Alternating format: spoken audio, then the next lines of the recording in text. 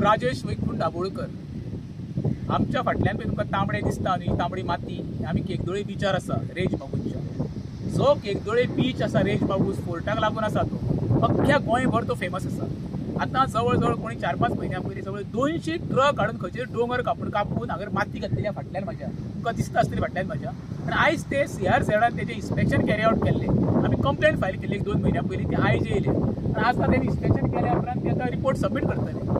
आतां म्हाजी आमच्या एनवायरमेंट मिनिस्टरा कडेन मागणी आसा, हेजें व्हडलें ताका एलाव केलें कोणी.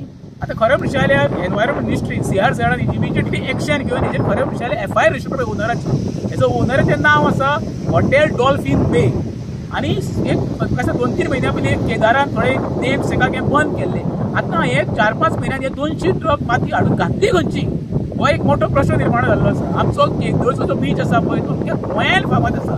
सादो न्हू, हांगर सिजनाक जवळ जवळ म्हाका दिसता हजारांनी लोक नातांनी वयता. आतां अशें तरेन बिचाचेर पाड घालपाक लागले जाल्यार सर्वसामान्यान आपल्या भुरग्यां बाळांक घेवन दाखोवपाक उरतले काय ना आमच्या गांवांत कितें, हो एक प्रश्न निर्माण जाल्लो आसा.